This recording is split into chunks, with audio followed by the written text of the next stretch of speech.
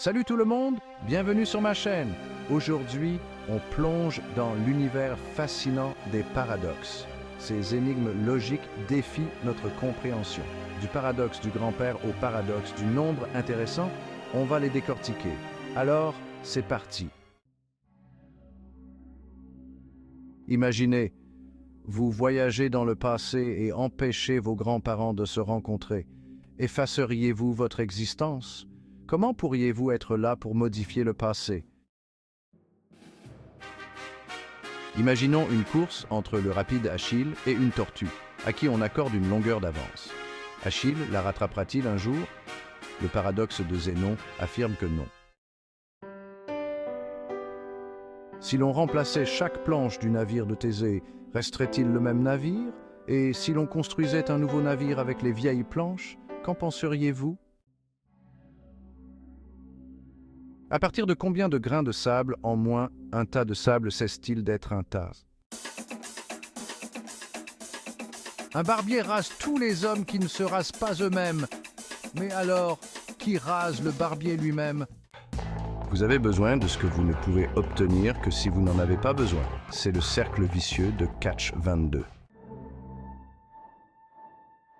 Vu l'immensité de l'univers, pourquoi n'avons-nous toujours pas trouvé de traces de vie extraterrestre, malgré nos recherches intensives et avancées technologiques?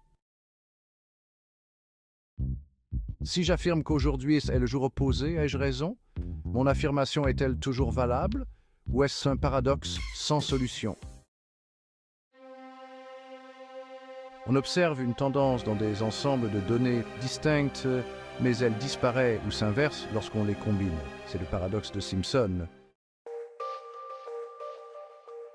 Pour qu'une société tolérante survive, doit-elle tolérer l'intolérance?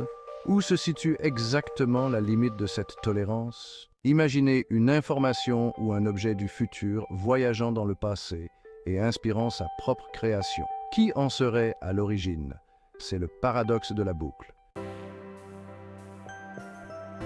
Croire en sa capacité à surmonter l'adversité, tout en étant lucide face aux difficultés, est essentiel au succès.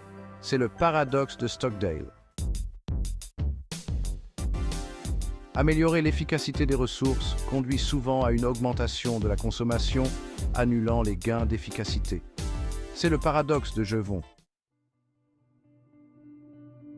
Si l'univers est infini et rempli d'étoiles, pourquoi la nuit est-elle si sombre? C'est le paradoxe d'Olbers. Une question fascinante qui intrigue les astronomes depuis des siècles. Si tout le monde économise plus en récession, cela peut aggraver la situation économique. C'est le paradoxe de l'épargne. Un homme condamné à la pendaison se raisonne.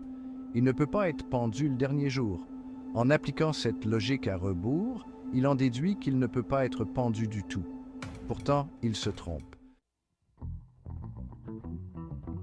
Pourquoi les biens essentiels comme l'eau sont-ils si bon marché, alors que les biens non essentiels comme les diamants sont si chers? C'est ce qu'on appelle le paradoxe de la valeur. Si Pinocchio dit « Mon nez va grandir », dit-il la vérité ou ment-il? Ce paradoxe joue avec la nature de la vérité et de l'autoréférence. Plus on recherche directement le bonheur, moins on a de chances de le trouver. C'est le paradoxe de l'hédonisme. Un crocodile vole un enfant et promet de le rendre si le parent devine correctement.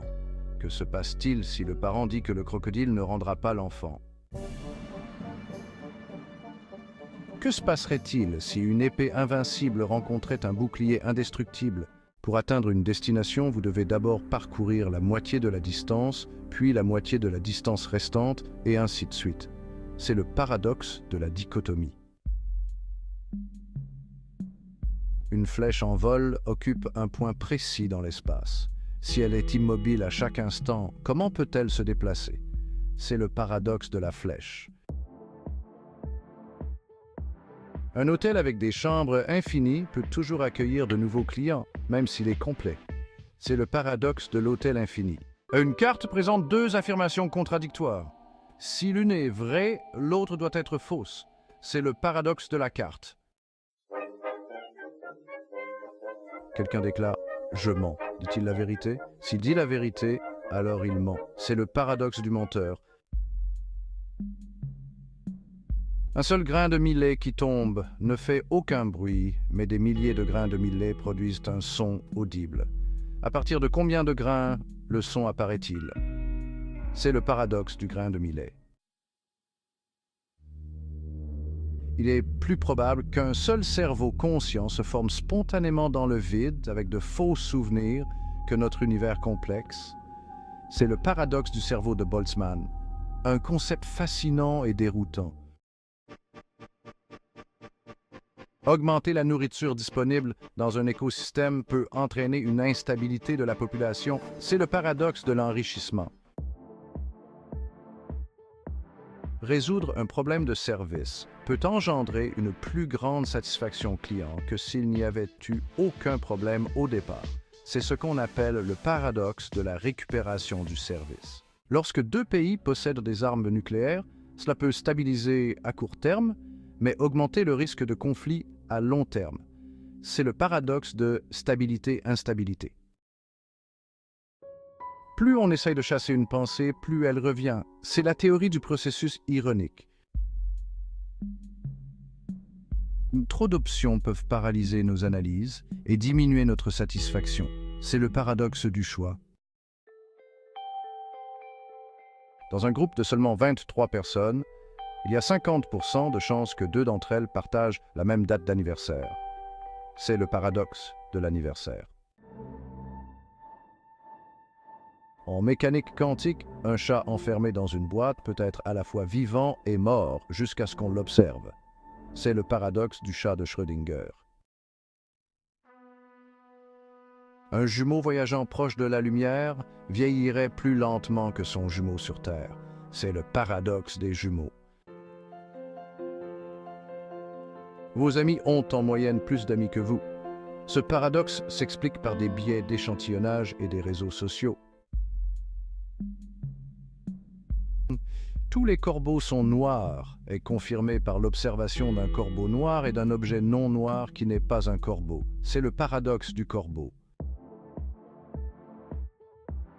Si la température est de 90 degrés et qu'elle augmente, est-ce que 90 degrés augmente aussi? Chaque nombre entier naturel est intéressant.